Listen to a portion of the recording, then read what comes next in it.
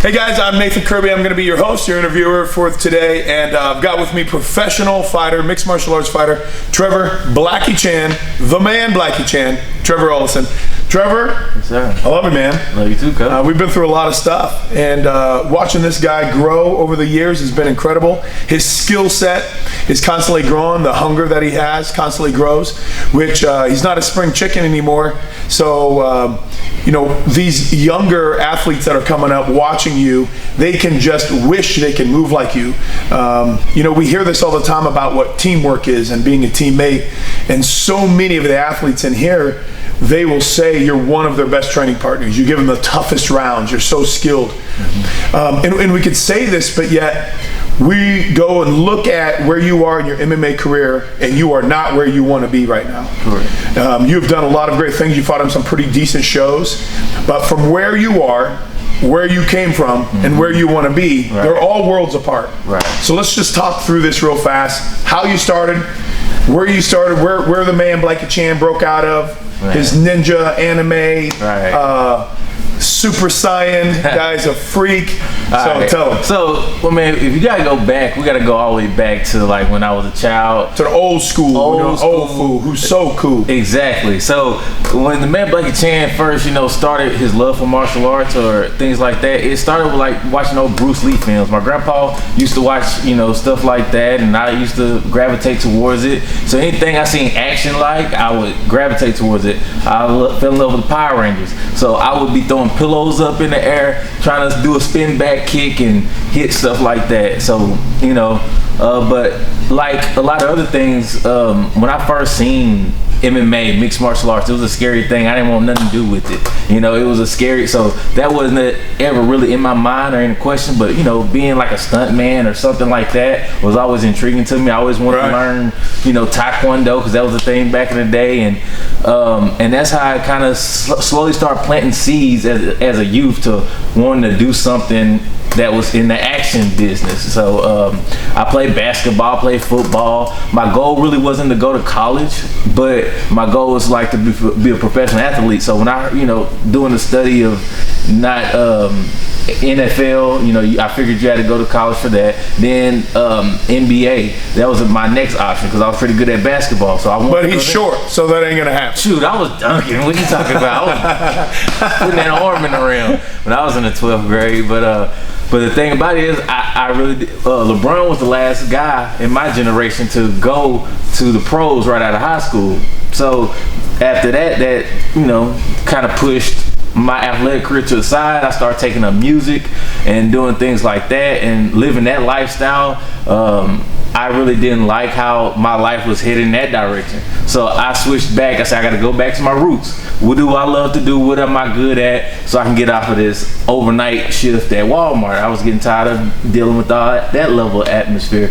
So pretty much at the age of 21, that's when I decided to come back, move to my hometown in Malvern, Arkansas. And I started in the Taekwondo gym, and they happened to teach other things there as well. So I picked up some lessons, and then after a while, I started cross training, started developing my skill set, and that's what it was. And like you talk about teammates and stuff like that, the best thing for me, one thing, I want to be defensively responsible, because when you go with somebody new, they're wild. They try to take your head off. So I always knew I had to protect myself at all times, and I will control myself not to hurt anybody, but I want to be able to push them at the same time. Right. So now we're both getting better. I'm hitting them, I'm touching them, not putting them out, but I'm also making sure I'm not getting hit or hurt. Right. So I always thought about training smarter and not harder, just instinctively. Yeah. So let's talk about your amateur career. So at one point you had to have your first amateur fight. Right. And then tell me about what you did through your amateur MMA. So my first, a lot of people don't get this opportunity like a month into it, but me being at that athletic background, I was already kind of hard to hit. So I got me a matchup pretty quick. I think I only had like a month and a half of training. They found me a fight. I fought at the weight I was walking around at. Was about 165. And I ended up going against a wrestler, Levi Johnson. That kid was an animal. I swear he cut from like 190 pounds to get to where more he than was like at. over 200. He was a big dude. He was a real big dude. We had little chicken legs, so I felt like, oh yeah, I'm just gonna do this, that, and third. Man, I got in there with this guy, and he got me on the ground and mauled me. Like, it was an eye opener. I lost against a wrestler my first MMA match, and I knew that's something I needed to work on more. And from between that and my second fight, I made some improvements. I got taken down by a guy, and he didn't feel comfortable. So somehow we ended up on the ground. I really don't remember, but somehow we got on the ground. He let me back up, and I lost from a jab. I got a flash KO. Third fight in a row, I took another L, and I got my jaw broke in 36 seconds of the fight, and I thought I was over with. I thought I was done. I thought I wasn't coming back from that, and you know, me being in the hospital for the weekend and just thinking things through, I was like, I can't go out like this. You know, at that time, I was like, I just couldn't do it. So I knew I was going to at least have another match. I couldn't do anything for a year, but I did work on my katas, my forms, and I was able to grapple. So I couldn't spar, but for that year, so I was in the gym about the next week. So I couldn't stay out. I was in the gym, free rolling, grappling, learning some drills a week after surgery. So you had 3 losses back to back. You had a year off because you had a broken jaw. And you come back and you start training more, and you're about to take your next fight. Yeah. And then I get in there and I finish a guy in a minute and a half, right under a minute and 30 seconds. I did well with my striking. He was trying to jam me up. I took him down, got on top mount, ground and pound, took his back, choked him out. So how many amateur bouts did you end up with before you turned pro? I had about 16 in one kickboxing match. 16 amateur fights. Yeah. You know, these days where we are, I try and talk to athletes when they come in, and they think this can be done a very fast turnaround time. Just like he said, he trained for about a month and got in the cage. This is a different world we live in now. I talk to athletes about this all the time. This isn't just you're able to come in, hit the bags a little bit, do some grappling, come to open mat, and then get an MMA fight. The guys that you're fighting, they've been training for a year to 2 years. They've been doing jiu-jitsu and wrestling classes and boxing, kickboxing, private lessons. You're not just walking into some strange random MMA fight. These guys are now trained amateurs before they even step into the cage. Right. And I have that minimum. You ain't gonna fight for at least 6 months to a year, and that's if you even come to class on a regular basis, and you got to be able to do some things. You know, we had a fighter standards. You know, I was making you guys do the crazy mile runs, and you have to do physically demanding things to be able to stick with this fight team. So you have 16 amateur bouts, and then where did you know, or when was it that you're like, okay, I need to turn pro, and what was that look like? Who was it, and when was it? It really came to like life things, right? I wanted to stay amateur a little bit longer, which a lot of amateurs do, like a lot of smart amateurs. That's really good. I noticed that's a trait with a lot of good amateurs that's already competing at a pro level. They really want to take the time, but sometimes life hits you with, man, I can't do this for free no more. Like, you know. You have bills, you have kids, you have 17 kids. Not 17, 5. But, you know, but yeah, like I said, I couldn't do it for free no more. So it was the time I felt I was finally got in the right place with the right team that I needed to be with to take my stuff to the next level. Because like when I started training at Rock City, I was getting choked out by 16-year-old boys and 15-year-old girls. So I was like, okay, this still do. But yeah, like, so, you know, I figured it out. I was like, you know what, this is where I need to be to develop and grow where I need to be. And I was getting pushed from everybody, and we kept having good rounds, and I noticed the improvements happening drastically within like 2-3 weeks time. I was picking up skills and sets that I didn't have before. So I found me a good home, and that's where I knew it. I said, this is time. And yeah, I made my pro debut. I won that one. That was Missouri. Yes, yeah, Joplin, Missouri for Walkout. Yep. Walkout FC. And then, you know, again, like now that now where we at now, right? That was at 170 pounds. I do my best work at 155 pounds, and so that's where we're going next. From my next part, of my MMA journey. It's getting back home. So let's go back real fast. It was crazy about this is when you were talking about Bruce Lee movies. You know, I think we can all relate to this. Anybody watching is there's some influence over us. I was in plays and musicals, and my influence was definitely music, and so I love watching the stupid reality series, X Factor, The Voice, American Idol. I love watching that. You know, that was a big influence of mine. You know, in that field. As far as athletics go, it was all Jean-Claude Van Damme and Bruce Lee and Tony Jaa and you name every Steven Seagal. I don't even like to say that name, but either way, that was the man at the time. Okay, but it made me want to fight, and so I did the same thing, followed the same path, went into traditional martial arts. You didn't know any better, and then you found jiu-jitsu, and you're like, holy crap, my whole life changed. You know, there's a new movie out, and I'll plug this real fast because I've been telling everybody about it. It's called Born a Champion. Dennis Quaid is in it. It is about the 1990s where the jiu-jitsu scene was and MMA was kind of merging together. Fantastic movie. I loved it. If you haven't seen it yet, you got to watch it. Brand new, just came out. It's legit. It is such a legit movie. Renzo Gracie's in it. Edson Barbosa's in it. And it really tracked my progress. I mean, in this movie, he didn't challenge, but the karate instructor of the school challenged him in his jiu-jitsu. And so, you know, this was the path that you took. Doing this, man, Blackie Chan now has grappling skills, now has wrestling skills. He's out wrestling wrestlers, and he's out grappling grapplers that was born in this, and he had to learn and train to do this. And so now, you being such a well-rounded fighter, having that influence of traditional martial art movies influenced us. And I need you to understand from a coach's perspective, this is why I put the pressure on my team. You're an influence now. Right. You have kids that are in here watching you, go to your shows, watch you on TV, watch you online, watch you on Facebook live streams because they want to be like you. You have amateur fighters, you know, one's making his pro debut very soon. Kevin's making that, he's got a title fight next weekend. He says, I can only wish to be at his level. And he's a fantastic athlete. He's looking up to you.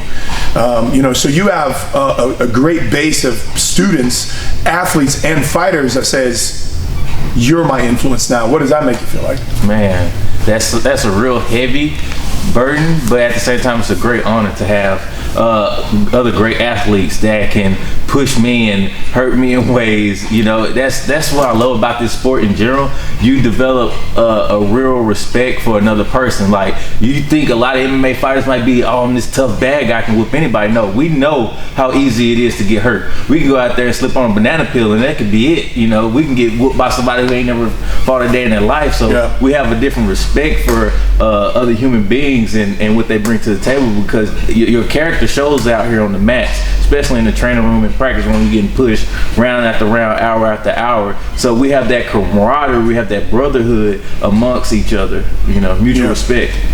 So mixed martial arts, people talk about what's the difference between mixed martial arts and all the other stuff. It's real. That's number one. I can't say it enough. I don't know how else to say it without saying the other stuff isn't real. But it isn't just a judo. It isn't just jiu-jitsu. It's not just wrestling, and it's not just boxing. When you have to really train yourself to blend the two of these, the five of these, you know, martial arts all together to make this sport that we have to be a sufficient, efficient, effective, successful martial art athlete, MMA athlete in this world. And I say that as you just kind of did a boxing stint, right? Solo's training right now. He's got another boxing match coming up. And so he's done really well in the boxing scene. You having boxing, how has that gotten you ready or equipped you for this next leg of your MMA journey? Man, I'm telling you, it really is really a great eye-opener for me, being able to see how I can compare with some boxers, how I can touch them just as well as I can touch other MMA fighters. So it's bringing that new level of confidence. Once I put my hands on somebody, I feel like I can definitely follow up with more confidence. And then you get to kick them. Level change, you don't take get to them do down. that with boxing, yeah. Right. I really felt, you know, the abilities that I was holding back from, where I can hit those finishes at. Oh, I rocked that boxer. Guess what? If we was doing MMA, it would have been over with less than 10 seconds after that. Yeah. So, like, yeah, it's really been like a paid sparring match, but you get to go 100%. So I enjoyed that quite a bit. With puffy gloves. Big 6 or 8 or 10 ounce boxing gloves and not little 4 ounce MMA gloves, which is a whole different world. Right. Them 4 ounce gloves will put you out. So finish the dream here. So here we are. We're in your stretch. We'll say you're 30. Let's say he's 30 years old. We have this opportunity where you're one of the top pros in the state, and you've been able to fight on a pretty big fight card. That guy just got his UFC fight. Did you see that? The guy you just fought on CFFC. Oh, okay. He just got called into the UFC. Okay. And he's taking a last-minute fight this coming weekend. All right. If he falls out. So that was a great opportunity, and I could go back to that fight. You won that first round with this guy. That was a beautiful thing about it. Yeah. He wasn't at the right weight class. He wasn't training the way he needed to be doing. The cardio, the consistency has to be there. Yeah. I can get on my guys about this all day long. He knows what he needs to do, and so let's talk about that. Here's the dream. Finish this dream for me. What do you have to do? We laid out goals in here the other night with our fight team, what the goal of 2021 looks like and what we've got to do to fulfill those. What is your goal for 2021? Mm-hmm. What is your goal for this next upcoming season of MMA? I mean, think about the next 3 years you have to fight. Right. So tell me what that goal looks like, but then also kind of help everybody else with the vision of how to get there. What's a process? All right. So, like I said, you got to put in work, right? From day one, you go in there, you put your name out there, you take all the fights you can as an amateur, you fight the toughest fights you can fight as an amateur. That way your name's out there, and then by the time you go pro, some of those pro guys out here done jump pro too early, and that way if you do come across those guys, that'll be a piece of cake for you. Mm-hmm. And if you do fight the top level pros, guess what? You're ready because you done already fought them when they were amateurs at their top level. So the next step for me basically is I need to go out here and get me 2 good, hard, nice finishes. If I can get me good 2 finishes, I believe I will be getting a call soon from somebody somewhere, a title fight, and that's when we can start taking off was 2022 the right way. Even at the end of this year, I believe, with the right performances and the right people behind me, because I have the team. I have a team. I got my man here behind the camera helping me out. I got my sponsors and everybody else, a whole engine behind me. So if everything falls in the right place, a good 2 fights showing the consistency that I can make the weight class of 155, I'm ready to go to the next level with the right performances. I believe I get a call from anybody and I'll be ready to do the damage. Yeah. So you've been hanging on to this dream for quite a while, and all too often people will either, they won't engage and they won't even step foot into that dream, that direction of the dream, because of fear of failure, fear of not being enough, fear of not being loved. But how is it for you to hang on to this dream for so long and then still fuel this passion into the next 2 and 3 and 4 years? Give them a look at it. What is your motivation? What is your drive? How are you able to get up? How are you continue to make this happen without making the excuses that we so easily make for ourselves? This is what I love. This is what I chose to do. At this point, this is all I know. I've done a lot of different things in life. I work for a lot of different people, and the most thing that brings me joy in life is to be able to live the lifestyle of a martial artist. So this is not for everybody. You might be a football player, you might be a basketball player, might not be an athlete at all. But the beautiful thing about this, we got doctors that come in here and scientists and all these other different people that walks of life that you can network with that are really good at the stuff that you're practicing. They might not be the best mixed martial artists, but they're really good at jiu-jitsu or they're really good at boxing, and you can learn from these people and you can talk with these people. So just the lifestyle of being a martial artist without the fighting is something that I'm addicted to. I love doing. Yeah. So we'll wrap this up. We've taken you through the amateur career. We've got you through you started your pro career. You've got a new team. You've been with us for probably 5 years, 6 years. I don't know. 2012. Is it 7 years? 8 years? About 4. No, I've been training for like. Oh, you've been cross training. I've been cross training with you for a while. You started cross training with us. I remember back in old school, Tim Fitness, old school.